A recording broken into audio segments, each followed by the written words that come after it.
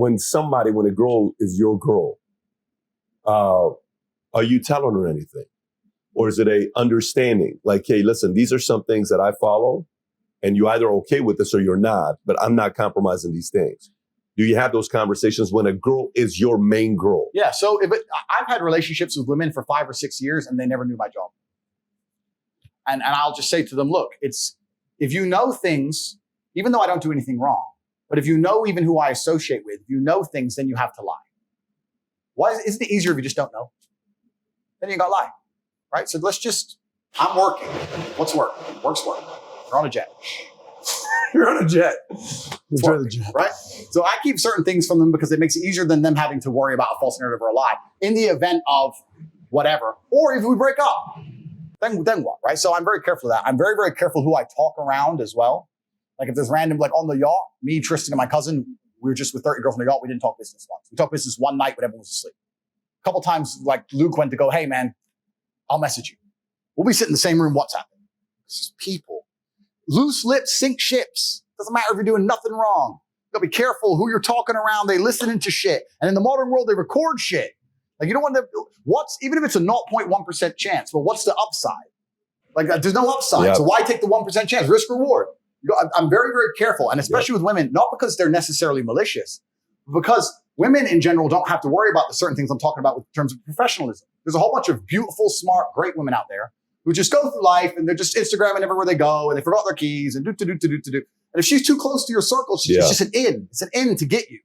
And you got to be careful. And it's amazing whether it's the 1970s Soviet spies or the 2022 mafia. When they want to get a dude, it's a chick.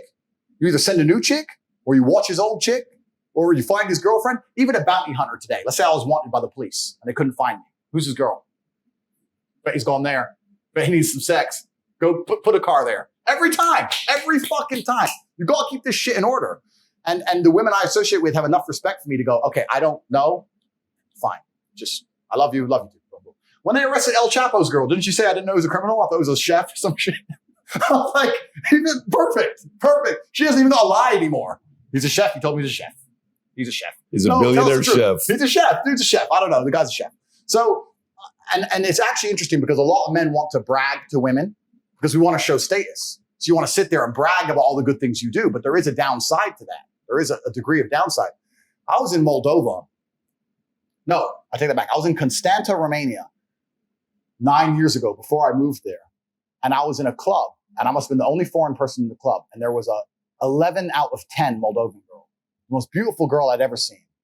And I went over and I tried to talk to her and she said, yeah, I only drink champagne. And at the time I didn't have that much money. I said, I only drink champagne.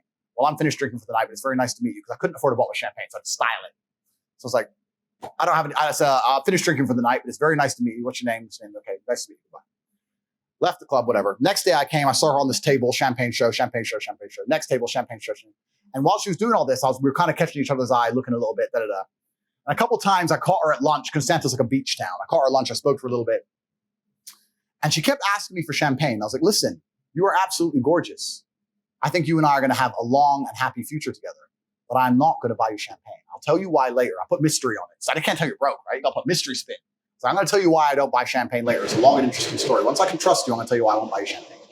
You can trust me now. I will tell you, but not yet. Styling off. Anyway, as we got to know each other across the summer, eventually when we became friends, she came clean. She works for the club. She gets commission on champagne. Of course. The girls in the club, you're buying champagne for this thing. She gets a commission per bottle. What was interesting is this. She had on her phone a system. So she'd meet you. You'd buy her drinks the first night.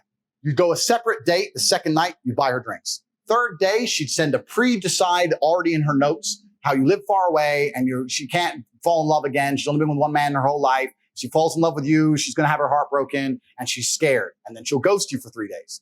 Then eventually after begging, you'll get her back, but she wants to come, but not on her own because she's scared. She wants to bring 3 friends and she'll go to this restaurant. She wants to drink this champagne. Boom, boom.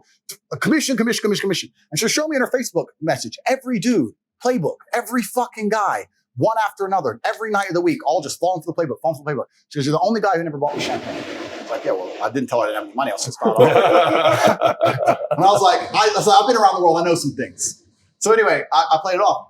And she was sitting there telling me, yeah, and when she was going through it, was scared to me. She goes, yeah, this guy on Facebook, yeah, he's from Turkey and he does private airplanes and da-da-da-da-da. And this guy, she's telling all their jobs, the money they're making, where they live, the town they're in. Because these dudes are sitting there talking, I'm so rich, baby, I'm so rich, I'm so rich. You want champagne? I got it. I do this, I do this, I do this, I do this. And I was sitting there thinking, whichever mall boss picks this girl up is going to have a whole bunch of targets to go rob it all night long. Because dudes just can't shut the fuck up. And this was when I was 24, 25. Ever since then, I style it off. What's your job? Oh, I work. It depends where I am. If I'm like in Romania, I say I make papanash, which is a Romanian donut. It's a national food. You're the donut guy. I say I make papanash, baby. So papanash, like I'm number one. I just style off. None of them know my job. None of them know what I do. None of them know because you don't know. Papanash. You don't know they know. So yeah, I'm very, very careful when it comes to talking to women for that reason. If you enjoyed this video and you want to watch the entire podcast, click over here. And if you want to be connected with experts, influencers such as Kiyosaki, Tate, Connolly, Paul Menteri, myself, and others, download the app Minect, where you get a chance to connect with these folks by the minute. You get to buy the minute or have FaceTimes with them, 15 minutes, ask them any questions you may want to have. Download the app Minect and start connecting with influencers and experts today.